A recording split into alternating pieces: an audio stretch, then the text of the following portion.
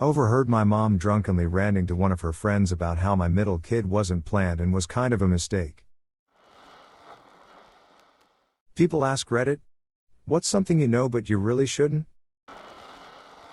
My dad has only one working nut. My mom and sister got into a big fight while drunk and my mom told my sister that she came from her dad's bad nut. Reply, her mother is a comedic genius. Mom's been saving that line to use on her kids one day ever since the bad nut went bad. Man. I have a straight litany of shit my parents have said to me too, most of it while I was still in high school. Found a bandolier of dilds in my dad's garage while looking for tools to fix my guitar.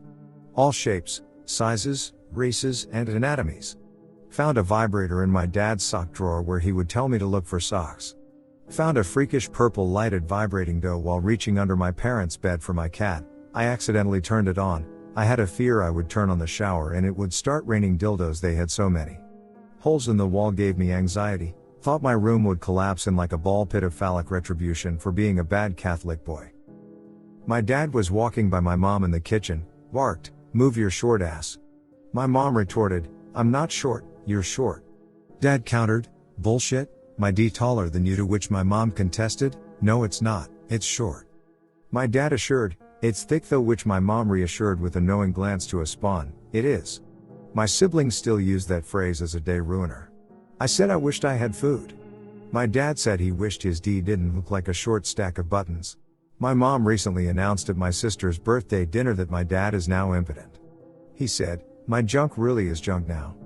I'd wake up in the middle of the night to hear my parents take a break from ducking for an hour to argue. I don't want to kiss it. Guess my dad was a little bold. I had to go drop off my dad's porn rentals at the video store. I was told by the workers I wasn't allowed back.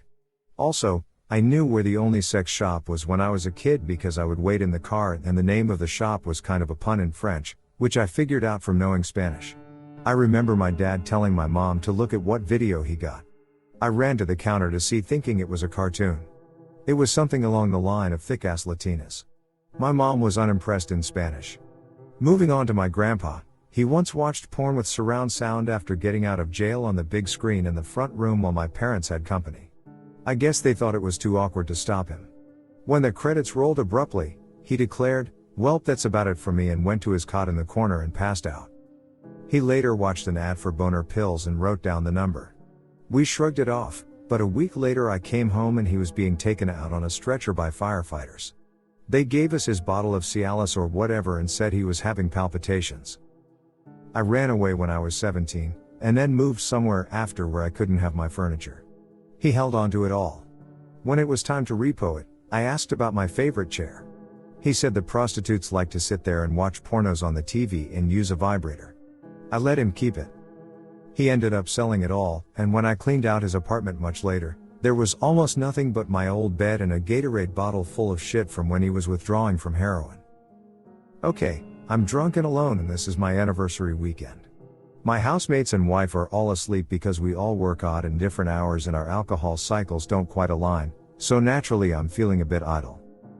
No one will probably see this, but this will be good to have for when I finally write that memoir. I'd call it Shameless or something like that, but that's kinda already a thing. If you did see this, I hope you got a kick out of this as much as I did reminiscing. I promise I'm quite healthy and happy now, and I seriously hope no one knows me on here. In the early 2000s, my mother was incredibly sick. For the first handful of years of my life she was mostly bedridden, although she eventually got better in the mid-2000s. One day when I was like 8 though, I was rummaging through her closet and happened upon an older notebook, a diary of sorts. I cracked it open to find page after page describing the pain she was in due to her illness and how she really just wanted to die because it was so bad. She wrote about how much she loved her kids and how she thought it might be better to pass away to have our dad remarry so we would have a better mother. It was almost like a suicide note at parts. In the end, I put the book down and tried to forget about it but never did. She is still around to this day though, and for that I'm eternally grateful. Reply. Let her know that there couldn't be a better mother. Please do this, ASAP. I lost my mother recently and I wish I said these words to her. I am glad that I was able to tell her that I love her, though. Let her know she's a good mother. Don't let her know you read her diary. Just in case anyone needed the clarification. My grandfather got drunk and told me his wife, not my biological grandmother, is a freak and likes it in every hole. He's in his 90s, she's in her 70s. Thanks, Grandpa. Congrats on the happiness. I'll be over here now. Edit, thanks for all the comments and likes. A bit more about Grandpa, is now in his late 90s and looking to make the big 100. He's a wonderful man and has such an amazing backstory, World War II vet. He's still got his wits and is even still playing tennis. As for that other aspect of his life, I'm good on keeping my knowledge to that conversation lol. Reply, I hope he's leaving you enough in his will to pay for therapy. On the other hand, my grandma told me she hasn't had sex with Grandpa since her last child was 2. Uncle is 54 now. My father, before the divorce, once told young me to never fall in love with a woman just because she sucks the juices out of your wang. More than I needed to know about Mom. My old boss told me about her ex-husband's death. Him and his best friend died in a house fire. His kids were told that he died in his sleep due to the smoke. She told me that's not what happened. They found his body inside the closet of his room. In his last moments he had been trying to claw the drywall to get out. The me said he didn't have enough smoke in his lungs to have died from it. They believe based on the state of his body inside the closet that the fire got so hot around in the other rooms he cooked alive. They said that his lungs were filled with fluid consistent with the air being so hot they were burning inside and he drowned. To this day his kids have no idea he died an agonizing death. One common question coming up is why was he in his closet? The night of the fire he had been drinking and smoking weed. It believed he woke up to a dark room disoriented and panicked. It's common for people in fires to lose track of the layout of their room, so it believed he ended up in his closet thinking it was a way out. Reply, I'll be checking the batteries and the smoke detectors tomorrow, thanks very much. How about checking them today? Write a note to make sure you remember. When my great-grandfather came back from fighting in the Somme in the First World War, he could never eat beetroot again. He said it smelt exactly like the rotting bodies in no man's land. Reply, my great-grandfather had a similar story. Anyone who cooked for him when he got back had to wear a hairnet, to avoid hairs accidentally falling in the food.